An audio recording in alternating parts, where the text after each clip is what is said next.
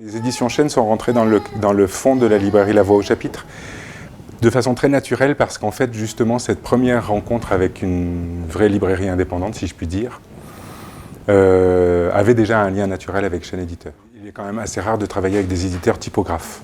Ça existe de moins en moins. Du coup, il y a déjà la qualité de l'objet, de la fabrication qui est évidemment remarquable. Après, effectivement, c'est un fond très spécifique, mais dans lequel je trouve que les relations avec les divers représentants, pendant très longtemps c'était Jean-François, puis après il y a eu, avant Jean-Simon, plusieurs représentants qui se sont succédés dans nos librairies. Je trouve qu'il y a eu toujours une sensibilité, enfin je veux dire un choix suffisamment large, c'est-à-dire que c'est à la fois une maison d'édition pointue, mais qui a un fond très large. Et ça a été toujours des découvertes, souvent grâce aux représentants, qui finissent par connaître l'esprit du libraire et de la librairie suffisamment pour insister sur tel ou tel livre, nous faire lire tel ou tel livre. C'est le seul représentant qui, pendant les rendez-vous, c'est des rendez-vous assez silencieux parce qu'il me laisse le temps de le découvrir. Donc il y a une vraie présentation des livres qui est faite, mais aussi une vraie démarche de me laisser m'imprégner aussi. Avec la poésie, je pense que de toute façon, il n'y a pas beaucoup de recettes.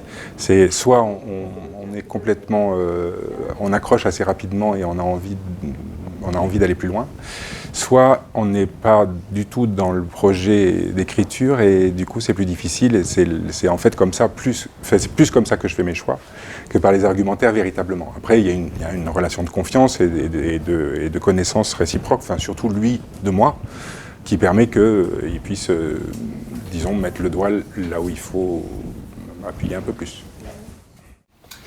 Avec l'ombre, Emmanuel Échivard. Ouais, vous avez déjà publié quelque chose de... Oui, La trace d'une visite 2017, oui. Qui était très bien, qu'on a réédité cette année, tellement il a bien marché. Ouais.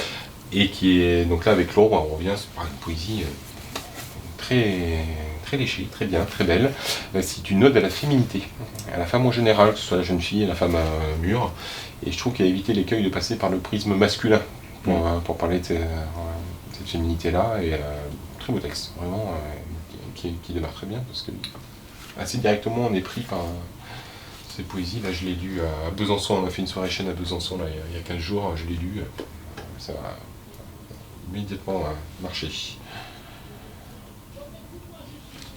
Mon travail, moi, c'est assez simple, hein. J'ai une tournée qui est annuelle, c'est-à-dire que je vais voir les libraires une fois par an. Je commence à connaître aussi leur goût. Je vais pointer à chaque fois pour voir ce qui a été vendu, ce qui n'a pas été vendu dans l'année. Donc je sais aussi plus ou moins comment est leur clientèle. Et donc du coup, je vais essayer aussi d'orienter plus ou moins mon discours et mettre en avant certains ouvrages plutôt que d'autres, parce que je sais que ça peut plus fonctionner dans telle ou telle librairie. Voilà, c'est un travail, mais c'est pas un travail vraiment pensé. C'est quelque chose d'assez inconscient et intuitif. Voilà.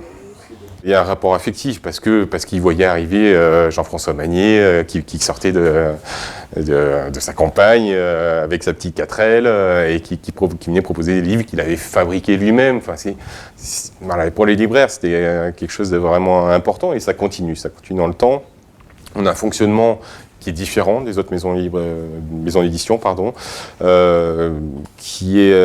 qui peut ne pas être bien perçu, entre guillemets, par des nouveaux libraires, mais je leur explique aussi que ce fonctionnement-là particulier nécessite du temps et qu'effectivement, avoir un rayon poésie en librairie, c'est pas quelque chose, entre guillemets, de rentable de point de vue financier, mais c'est quelque chose de tout à fait rentable d'un point de vue de la qualité de la librairie. Une bonne librairie indépendante, pour moi, doit avoir un rayon poésie, entre guillemets, digne de ce nom. Chênes est une des plus grandes maisons d'édition de poésie française contemporaine. Il me semble important d'avoir au moins une vingtaine de titres de Chênes dans un rayon poésie d'une librairie indépendante. On n'est pas dans l'argent. Voilà. On n'est pas dans il faut être rentable, il faut faire des piles de 15, il faut que ça circule, il faut une rotation de 4. On n'est pas du tout là-dedans. On est vraiment en dehors de ça. On revient à l'essence même de la littérature et des mots.